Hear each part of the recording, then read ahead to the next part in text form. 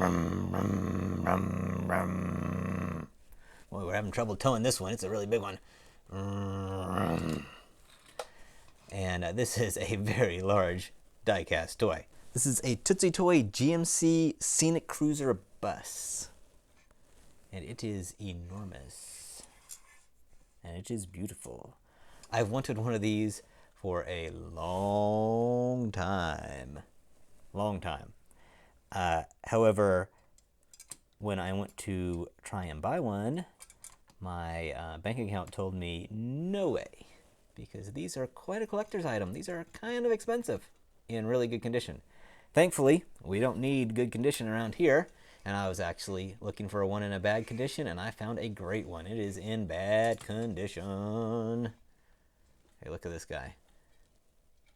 See, it's two pieces, and it's held together with tabs. Yeah, you can kind of see them inside. You can see the tabs. If it'll focus, it's not going to focus. But you can see deep in there, those tabs. And it has come out of whack. It also has some posts in there that hold it together. It's in rough shape. Of course, the paint's completely gone. Lots of corrosion. Almost, I don't even know what's on that. It's got some gross crud on there. But it is in bad shape, so we're going to have to clean it up. And it is going to be a lot of fun. I'm really looking forward, because I've wanted one of these. And it is going to look like it is in mint condition when we are done with it. I guarantee. So the first thing we need to do is to take these wheels off.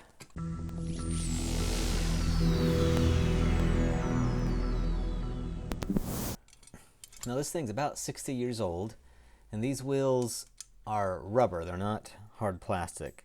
So they are pliable, but they've hardened, because they're, crazy old. So it may be tricky to get them off. Normally on Tootsie Toys you can just pull off these wheels, but I want to do it. I don't want to tear them, because I prefer to keep the originals. I could make new ones if I had to, but I don't want to. And the idea, hopefully, is that when I pull them off, is that the axles should just pull out. In other Tootsie Toys, that's usually the case. Okay, so it's not coming off easily. Oh, come on. There we go. Okay, got it. No damage, but it's not pulling right out. Okay. I may have to do this with the axle still in place. Okay, let's just get the rest of these wheels off. I'll probably do that off camera, because this is going to take a while. I really wanted to show you how I bent this back and got it looking better. Not great, but better. But it was just so hard to film. Ended up what I did is I stuck a screwdriver into there and pried it so it was wide open. Well, wide open, about that far. And then I bent this back and then squeezed it back together. It's not perfect though. We got a pretty big gap there. The whole thing up here is not perfect. Now these are not casting lines. And if you watch my videos, you know that I have no real problem with casting lines. But this is a joint, and it should be pretty good. You see how uneven it is right there? So I'm going to have to fill that in with putty eventually, and I need to make sure this gap is not there. So what I'm going to do, some super glue in here, and I don't mind if it overlaps, because I'm going to be doing some sanding anyway of this. And then I'm going to take a clamp, clamp that down really tight so that gap is no longer there. We'll let that dry overnight, and that should be a good enough bond to keep that joint tight. And then we'll start working on, we're going to have to use some putty to clean up these other lines to make it look super awesome. But we're well on our way. This is a big project. I knew it would be. And that was actually my most scary part right there. I was afraid that I would crack the casting by bending that back, and I did not. So that worked out quite well. Now the next thing we need to work on is we've got some dents in the top here. I'm not sure if this is from play or just from over time from how it was pressed together, but it definitely was not originally like this. It's hard to tell on camera, but you can kind of see there. It's got like a ripply dent across. Now I need to be careful, because I don't want to cover up this seam. That seam is an original to the casting, and this is going to be a restoration. You know, I get a lot of comments about my restorations and lots of criticism, you know, on all sorts. Some people say, you know, I don't fix them up enough. Some I do say I do too much. You know, you can't please anybody. If I covered up this seam, then it would no longer look like an original. It would look like something that has been made better. And while that's certainly possible, I want this to look as original as I can. Now, another thing someone's going to probably say is, why don't you pound them out? Well, look at the space. How could I? It would be very difficult to pound that out without damaging something. So I'm going to put a coat of putty into these parts, those low parts. I'm going to be using this Tamiya putty. It's my friend. It dries so quickly. So easy to sand. I love it.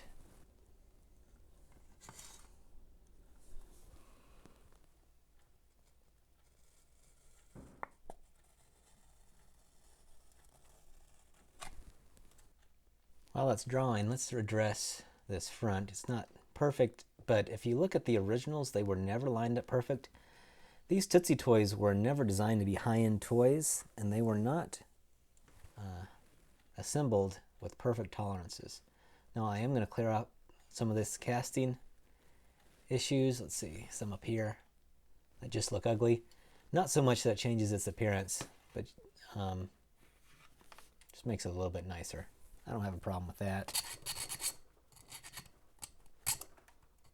Another criticism I get is that I don't paint the insides. Now obviously this one would be very hard or almost impossible to get a good paint job on the inside. I am going to clean it up with a brush. But all of my Tootsie Toys that I'm trying to do a restoration, I don't paint the inside because originally they weren't painted on the inside. And again, we're on a true restoration. We're trying to make it look as if it was coming out of the package. Now when I do a customization, then you know, your criticism is probably a good one. I should probably paint the interiors of those. While that putty is drying, I have been trying to sand off some of this corrosion. Pretty much the whole body has corrosion all over every bit of it. I'm not trying to sand the metal to make it smoother. Just trying to get out these corroded spots. See, this side has tons of corrosion. And for these body lines, I've been going in with a file along the lines, trying to preserve those lines, because if I went over that with sandpaper, it would ruin those body lines. So this is a lot of work, and I'm not going to bore you by showing you every bit of it. So I'll bring you guys back on board when this is ready to start sanding. It'll probably be a few hours for me and just a few milliseconds for you. Now, I really don't care about this, but I know a lot of you guys do, so I'm doing this for you. I'm going to clean up these axles. I'm not really too concerned about things that you can't actually see, but some of you guys really get upset about this. So let's make them look nice. Okay, so it's probably not perfect, but man, it's a whole lot better. You really can't see. You can kind of make out where the dips are, but it's a lot less pronounced. And there were some dips I didn't even notice in there that and low points that this covered up. So I've got a little bit more sanding up here to do, and I need to clean the inside, but it's about ready for primer, and the primer will tell us anywhere that there's some other problems. So next time you see it, it's going to have a nice clean coat of primer. Then we'll look at it and see if we're ready to put the paint job on. And the paint job is going to be pretty interesting. Well, it's not perfect, but it's a whole lot better. That roof looks really nice. And you still have that seam. It would look silly if we had a seam all through here and all down there, but not up here. So I needed to keep that seam. I like the seam anyway. So next I need to paint it. And originally this was, well, there's several different types of colors this could have been. That I've seen. I've seen red, I've seen different combinations of blues and whites and silvers. The most common one I've seen has been silver down here, blue up here with the silver dog, and then white for the top. So that is what we're going to do. I'm going to start with a complete base of blue. And I'm going to have to mix up my own color because the color blue I have is too dark. And all the pictures I've seen had a lighter blue. When you're doing a restoration, mixing the colors can be sometimes one of the most challenging parts, especially on something this old. Because, you know, I haven't ever seen a mint one. I wasn't old enough. I wasn't alive when that, when they came out. And I wouldn't remember even if I did. And the specimens that we have now, the color is going to have changed. It's not going to be the same because it's going to have faded, most likely. You might find a few specimens that are perfect, but that's really rare. And any pictures that you have, especially ones you find online, are going to look differently than what it actually is supposed to look like. Because your monitor might have a different, slightly different color balance on it, or the camera that it took might be a slightly different color balance.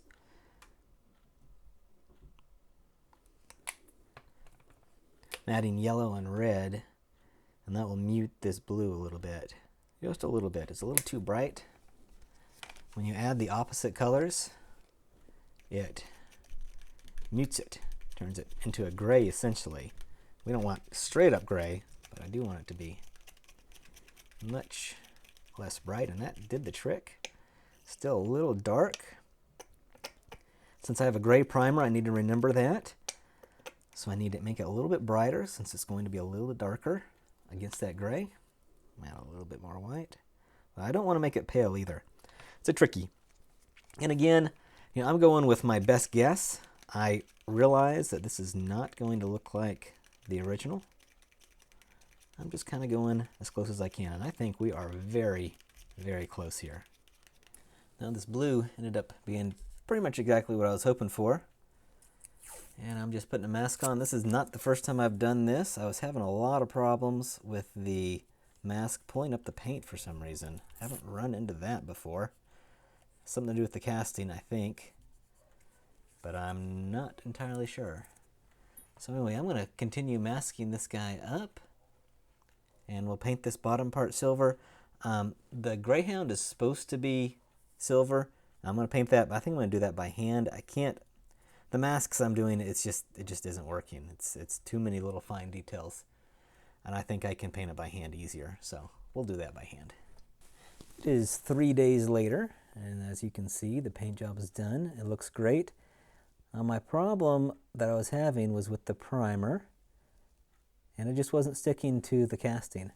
So I ended up going to the hardware store and buying some self-etching primer, and that is what did the trick. So it took me about 3 times of experimenting and doing this. I had to re-putty each time because every time I stripped off the old paint that messed up, it would strip out the putty. So it ended up being quite an ordeal. So I'm going to hand paint these not groundhogs, these greyhounds, and I'm going to do that off camera because I really don't want to mess up, because if I mess up here, then I've got to redo the whole thing again, and I've done it so many times, I'm getting tired of it. Now we're on our home stretch here. We've got the wheels to do, and these look dirty, but they're actually not. That's actually a weird thing with the rubber that it did when I cleaned them. These are cleaned like super great, but it had this weird reaction with the detergent I used. So I was going to do this anyway. I do this on almost all of my black wheels, whether it be for Tootsie Toys or Matchbox or whatever, anytime I reuse them. I've got this Testors flat black paint pen, and it just creates a perfect coating for these wheels. Now if you're going to use this for play, it's probably not the best deal because this will come off. But for the shelf, it looks great. That is my dog scratching, what you hear.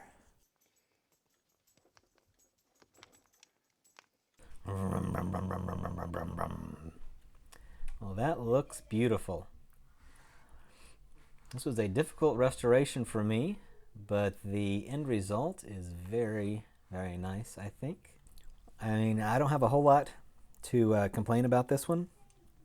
It looks about as good as I had hoped it would be. probably a little bit better. You know, it would have been nice if I had gotten this to line up a little bit better, but you know, I was lucky to get it as well as I did. These old diecast just aren't designed to bend, and I was pushing it as it was. So anyway, if you remember, this is the before, and now we have the after. And I appreciate you watching this all the way through, and I hope to see you in my next video. Bye for now.